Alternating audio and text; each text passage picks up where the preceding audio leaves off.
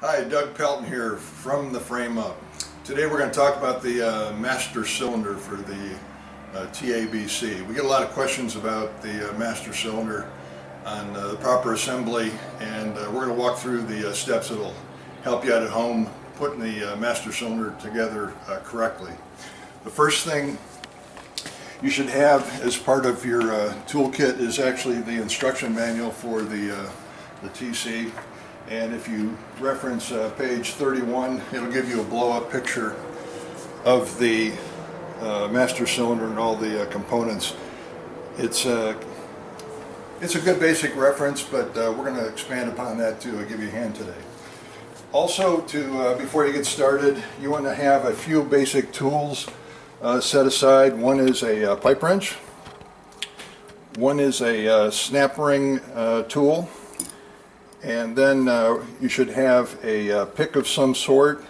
If you don't have a pick, just a very small screwdriver will work.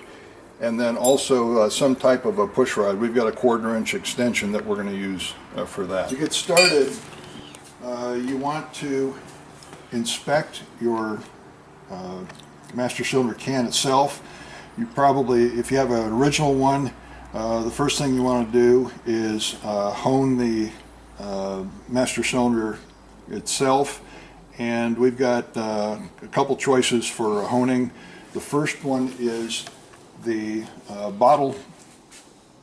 The bottle hone is our preferred, and that does very nicely. The diameter is 7/8 of an inch, and more common, available at your auto parts store, is the 3-bladed hone, and put a little light machine oil on that when you use that. Once you hone the inside where it's nice and polished, you also want to inspect, make sure that the hole in the top is open, and that is actually in the top position, and we've seen them where they've been on the side or in the bottom, which is incorrect, and that would be a no-go for your can. Also, just inspect your can in general. Make sure there's a good seal, no leaks. If you have an original can, rust, you may want to take that down with a sandblasting to make sure you got a good seal around there. And then your cap should have a gasket, a breather hole in the top to finish it out. Once you've inspected the master cylinder, the final test is what we refer to as the drop test. So you take your piston and you are going to insert it into the cylinder itself, and the objective is to make sure that the piston does not bind, and it should fall freely all the way through. And if that's the case, then you're good to go. If this at all hangs up and does not drop through, you're going to start over, and you're going to go back, and you're going to hone this until you do have a good positive drop test. Okay, the next event is to get yourself organized and lay out all the pieces in pretty much the order that you're going to assemble them in. We're going to start on the left side here. We've got the master cylinder extension, and the original nut was a small narrow nut. It's very difficult to install that. So in lieu of that, we have a long extension nut, which helps you with the assembly of or the installation of the master cylinder in the car itself. Inside the extension, you're going to have a copper washer that goes between that and the master cylinder body itself, and then the rubber at the end of the cylinder. This is called the valve body, and you've got a rubber that goes inside that. You've got the spring, another rubber. You've got the piston, and we've got 2 different pistons to be displayed here. This is the original piston, and From the Frame Up offers an improved piston. You'll notice it has the ribs on the side, which allows the flow of fluid through the sides of the piston. But the importance here is that it keeps the piston aligned in the master cylinder itself, as opposed to the short with the piston without the internal ribs, this can tend to bind and actually sometimes hangs up itself. So we're pleased that we offer this as an improvement. The dimensions are the same. The rubber goes on the end of the piston, and then the circlip to tie it all together. Now to get started for the assembly, we're going to take the extension and we're going to screw the nut onto the extension itself, and this is going to hold, this is going to be our tool holder for the assembly process. We're just going to put this in the vise, and this gives you a good rigid platform to assemble the master cylinder itself. And from here we're going to build it vertically. The first item that goes in is the copper washer. We're going to drop that inside here, and then we're going to take the master cylinder itself and then screw this into the extension.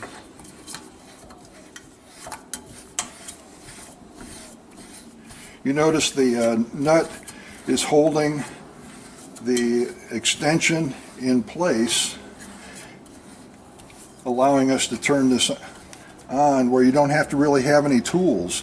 Most people think that you got to hold this with a pipe wrench. Normally is what it was, but we're going to just turn this on hand tight and give it just a full gur as much as you can, and that will crush the copper washer and give you a good solid seal. So once you're satisfied that that's as far as you can go, then that's complete. You don't want to put levers or tools on here. Use your hand so you don't damage or crush the can. So now we're ready to put the internals in. One thing before we do that, I'm going to actually take and back, this is where we use the pipe wrench.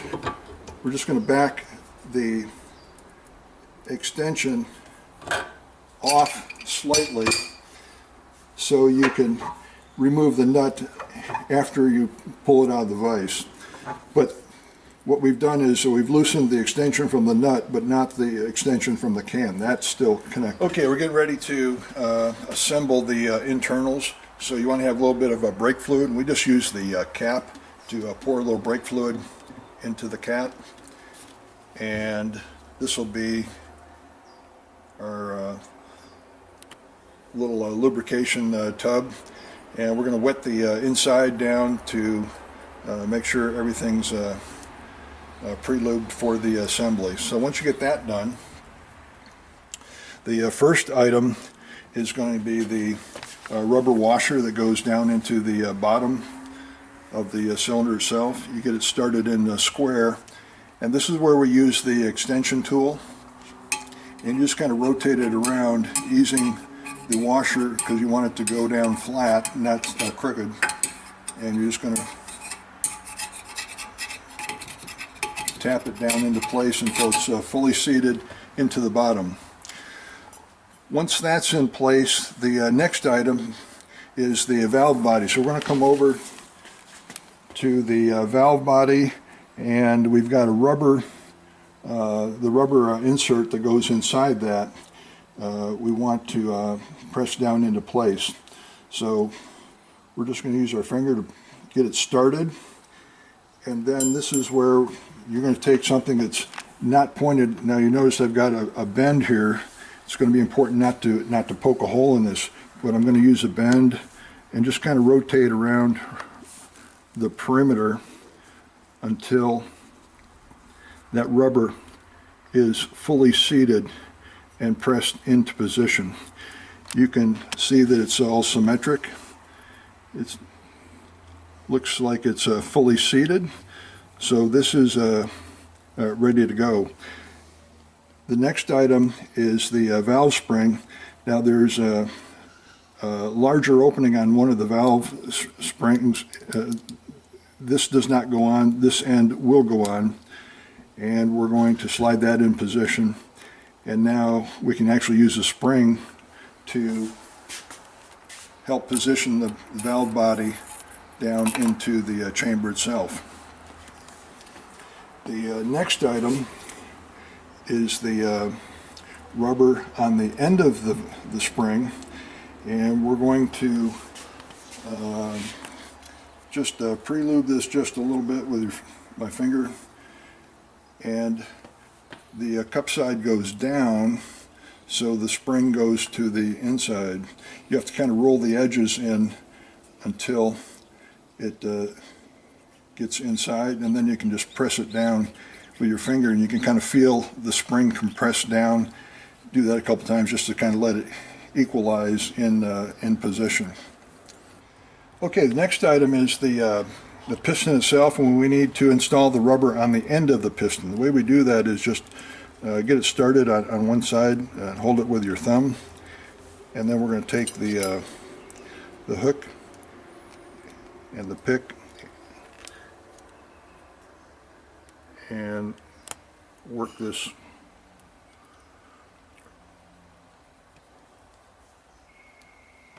around and down below the rim. We'll take a look at it here, and then we're going to take and just very carefully ease. You can see the rubber seal is up in position, so we're just going to lift this gently up, making sure you don't damage the seal with the pick.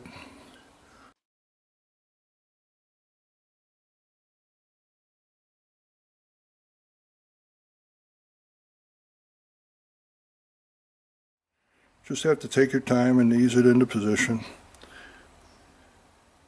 There we go. You can see the rubber kind of working its way up as you take the pressure out. Finally it slips into place, and we're going to rotate it around, and it looks like it's all uniform.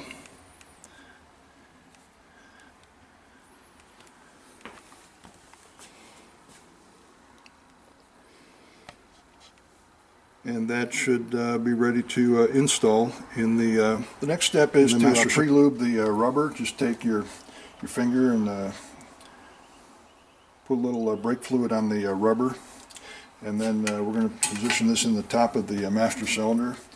We want to put the circlip on top here, because in a second you're not going to have your enough hands to do that.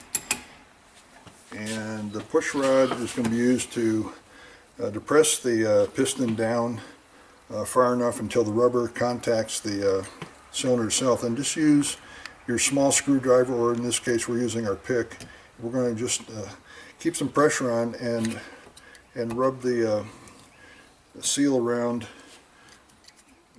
to get it to set inside the cylinder itself. Keep pushing down until it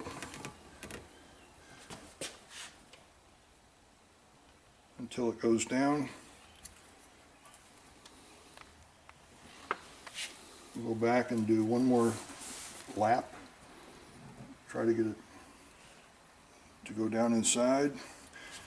Being very careful not to have the edge fold over.